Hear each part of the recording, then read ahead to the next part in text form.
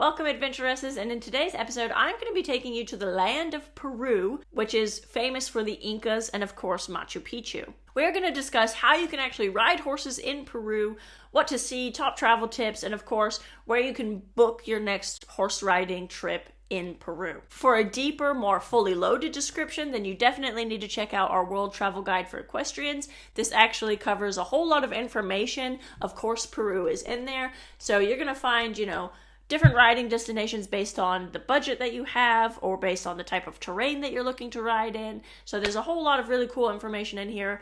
And as far as I know, there's no other travel guide books in the world for equestrians. So we got this one. It's completely yours. All you have to do is either go to Amazon.com and you can order a paperback book if you're kind of like me and you like to have a paperback book. Otherwise, you can actually grab a free copy, a digital ebook. I'm going to include a link for you in the description. I wanted women around the world to be able to access this information, so that is why the digital ebook is actually available on equestrianadventuresses.com. Or, of course, you can just check out the link in the description and get your free ebook. And without any further delay, let's get to it. We've worked really hard to actually dive into the equestrian tourism, industry and be able to find unique riding places that you can go and you can book your trip. But I do want to say, disclaimer, please, do your research when you are booking horse riding tours in different countries. Obviously, you need to make sure that the horse welfare is priority. And so, do check out the website, do a little bit of research, join the Equestrian Adventuresses Facebook group, maybe ask some questions, ask around, for some women that have actually ridden there before. So do a little bit of your homework, or definitely, check out the books. We do have in our books the verification badge. So if I've physically seen the place with my own eyes and I can verify that the horses are healthy, then you can go and you can look for places with that badge. Just because they don't have the badge doesn't mean that, they're not any good. It's just I physically cannot visit every single stables in the world. There's just too many of them. And if you do end up traveling and riding horses in Peru, please, again, let our people on Facebook know, go to the group, share your photos and videos, and let us see, how amazing and cool it is. That way you can kind of also verify that you've seen the horses for others. Peru is definitely a country that I feel should be on everyone's bucket list, especially if you are a horse rider. And in this episode, I'm going to be sharing a little bit why. Now, I personally have not been to Peru yet, okay? I've seen the pictures, I've talked to the people, but I've not actually been there, and it's on my list for a while now. So I'm actually really excited to share with you today some of the information which is found in the book, and also, of course, where you can ride and what you can do and you can see during your stay. Now, the reason that Peru has been on my personal bucket list for a while now is because it's one of those places that I feel has such a unique culture that I feel like it doesn't exist anywhere else but Peru. In Europe, a lot of times, I'm looking at beautiful architecture, but honestly, a lot of the churches and everything, if you've visited a lot of countries in Europe, they all kind of start to blend in together, and you can't remember where you saw this church or this castle, because every country in Europe has a castle and churches, and they're all beautiful. So, Peru is one of those places that I feel like it is very unique, it's very different, and it's something very special, and the only way to actually experience it is to go there. Now, everyone probably already knows of Machu Picchu. It is one of the 7 wonders of the world, so that is definitely something that you have to visit, I think, at least once in your life. However, there's also some lesser known places about Peru. So for example, Peru is actually it's a hiker's paradise or a horse rider's paradise if you're like me and you don't like hiking. There are countless ancient ruins, temples, and cities to explore, such as the historical city of Cuzco. There's also plenty of dramatic peaks, the Inca Trail, and of course a lot of nature reserves, and alpacas and little guinea pigs. Now, unfortunately, guinea pigs are an actual delicacy in Peru. I don't know if I would actually try it. I feel like I would try it. They serve it either fried or I think they, cook it or something. So I've heard that the fried guinea pig tastes really, really good. So I would be curious to try it, I think, once. They're such cute little animals. I don't know. I'll see what I feel like when I'm there. Another thing in Peru is actually the Rainbow Mountain. And this mountain to me looks absolutely beautiful. It has all kinds of varieties of different colors, and it looks like a rainbow. So you have to plan a visit to Rainbow Mountain, but you want to also time it when it's not too cloudy or foggy or something so that you can actually see the beautiful colors. Now, one of the unique things about Peru from a horse riding perspective is actually the Peruvian Paso horse.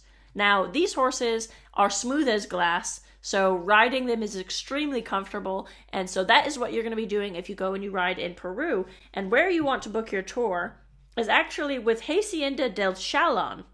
And this place, they have the famous Peruvian Paso horses. So you're going to be riding in the Peruvian Andes on Peruvian horses. You're going to be riding from the sacred valleys of the Incas through archaeological complexes and then salt flats. And you're going to have a lot of amazing viewpoints with, snowy mountains in the background and adventurous rock formations. And then you're also going to be able to see condor birds, which is quite unique and special. And then, of course, you have to, mix with the local people and learn about the ancient Incan culture while riding through this beautiful and rough nature. Hacienda del Chalán actually caters to experienced and intermediate horse riders, but if you have a spouse which is not riding, then they can also cater to that, so your spouse can actually go and do other activities while you are in the saddle actually riding. You're going to be riding for about 5 or more hours every day.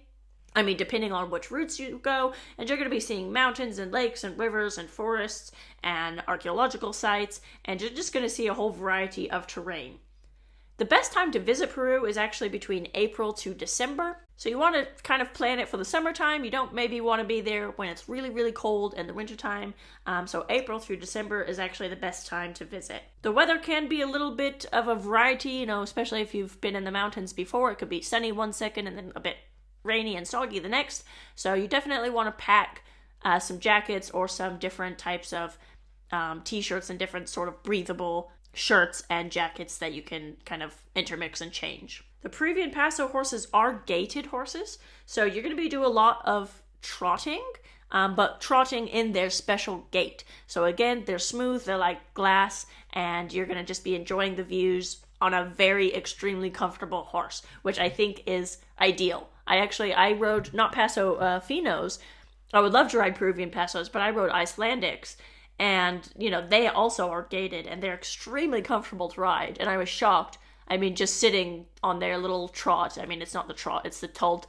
But, just sitting on their gaited gait, it was just a whole nother experience altogether. And I remember thinking, wow, why have I not been riding these gaited ponies for longer than that, because they're so comfortable. So of course we're going to include a link in the description of Hacienda del Chalán if you want to check out their website.